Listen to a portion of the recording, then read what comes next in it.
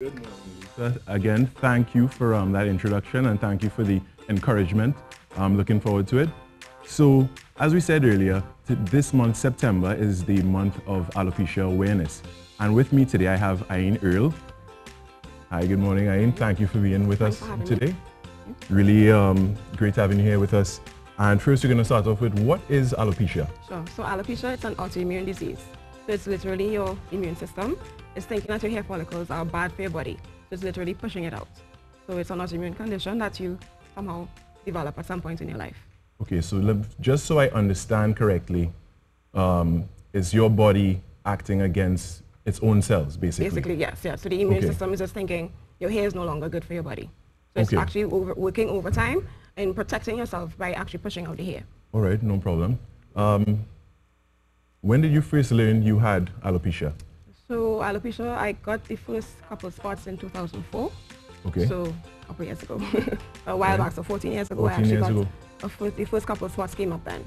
Yeah. So I started with actually alopecia areata, which would be spots. Totalis would be losing the hair on your head, and then universalis is the entire body. Entire body. So I've actually gone through all three stages. So you went through all three stages. So what was it like when you were going through it? What's everyday life like now? Did you have to change your routines and stuff like that? Tell us what was the experience? It's very traumatic in terms of actually seeing your hair falling out and not knowing why. Especially in the beginning, I didn't go to the doctors just yet. Okay. I actually had locks, which was past my waist, so it was very long. And just seeing my hair falling out was very confusing at the beginning. Actually asking my hairdresser to find ways to cover up the spots actually. Just not wanting to go to the doctor just yet. Right. And actually when I was diagnosed, it took about 5 years before actually losing all of my hair. So it was a traumatic experience and actually seeing my hair falling out, actually able to rub my hand and see my hair just falling off. Okay. So from that, at least in terms of routines, I now don't have to go to the hairdresser obviously, but it's been a series of different traumatic experiences actually seeing your hair just coming out the way it was. But now in terms of actually being able to talk about it, actually showing that strength is there. It's now better now than it was like 5-6 years ago. Okay, that is great to know. And you seem to be a very positive person, and I just get a positive aura from you and all.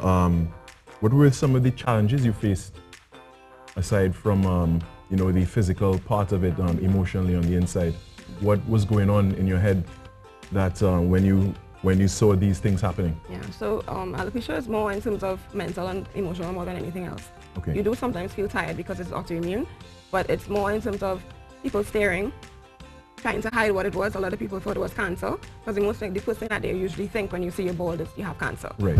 So it's actually telling people that I'm not that sick, I'm not going to die, it's not chemo, it's actually something else that's going on internally. Okay. So it was a lot of explaining, a lot of hiding actually in the beginning, because I was not comfortable just yet speaking about what I had. So I used to tie my head a lot to cover the spots, and even when everything fell off, I just was not able to even deal with it myself, to even tell other people. Okay. So it was a lot of hiding for me in the beginning and sometimes shame. And when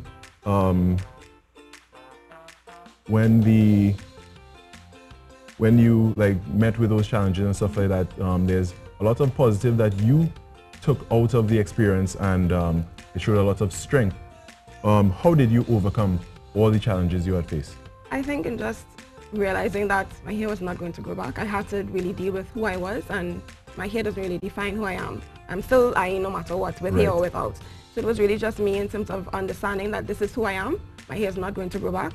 I went through a lot of different treatments in terms of actually using creams, Rogaine, tablets, steroid injections straight to my scalp. And I just realized going through all those things just didn't make a difference. Okay. So it was all about me just realizing this is who I'm going to be and to be okay with it. So it was about self-acceptance. Yes. And more than anything else, self-love and self-acceptance. Definitely. Self-love is very important, because love starts with the self. Yes. You can't love anyone else if you don't love yourself. Exactly. So what are you up to now? So now actually with my t-shirt you're seeing here, so I've started something called Alopecia Awareness and Support Group called Bold Beauty. Okay, great. I've actually had a lot of people, while actually coming out the way that I look, a lot of people used to comment and actually used to see Bold Beauty as a comment under a lot of my pictures. So I decided last year to actually start a group, because a couple of people came up to me and they said that they knew people who had alopecia and they didn't know how to deal with it. Okay. They weren't sure how to tell their friends, they were still hiding it, they were very uncomfortable with the situation. And me being the way that I am now in terms of actually being able to support other people, I decided to start this group. So Bald Beauty was actually born last year. That's great. Yeah, so it's all about, in terms of, we have meetings every month with people who have alopecia, in terms of just support with them. If they need to bring their friends and family, just in terms of coping, we do. And then we do the alopecia awareness in terms of like speaking with you right now, in terms of letting people understand what alopecia really is. And how do you get in contact with your support group for alopecia? A lot of people actually have messaged me privately because they're not very sure of how to go about it. But the Facebook page, Bald Beauty TT, it's open to the public. Bald Beauty TT? Yes, on Facebook. On Facebook. And then they can also, alopecia awareness TT@gmail is contacting me through my email address. But a lot of people just look for me on Facebook, Ain Earle, and message me, because a lot of people, they don't want to tell people that they have it. So it's still very private. Okay, so even in the groups that we have, the meetings that we have, it's a private group. And what advice would you give to adults with alopecia, maybe kids with alopecia, or parents who have kids with alopecia? Because we actually have in the group parents with kids with alopecia, and they sometimes can't deal as much as the children can. They think it's their fault. It's not. It's something that can just happen in your... if you have other autoimmune diseases in your family, you can possibly get alopecia. So it's something that can happen. So I honestly think that it's just about loving yourself, and your hair really does not define who you are. You're still who you are. You're still going to be strong. You're not sick. Person. Yeah, you're still the person who you're going to be. So it's really about just accepting what has happened. And self-love, as you're talking about earlier. Thank you so much for being here this morning, Ain. Thank you for sharing all you had to share with us. It was great speaking with you. And Lisa and Rishi are going to join me very soon for a table talk. And as they come in, we will... She is not going to join you, but I will. You will? Good morning, Ain. Thank you, and continue doing all the great work that you're doing. How you felt this morning? First interview, made an interview? Yeah, I felt pretty good. There were times, of course, when, you know, I'm in my head trying to find the words to actually put it across correctly. You did well. You did so good. Ain is going to help me with this. You did so well. We have a little surprise for you.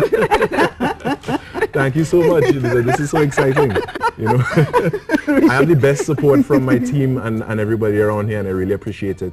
And you know, there you go. Now here we go. It's all happening. We all go. We go now across to Rishi, who's gonna give us a bit of update and some news. What do we need to know, Rishi?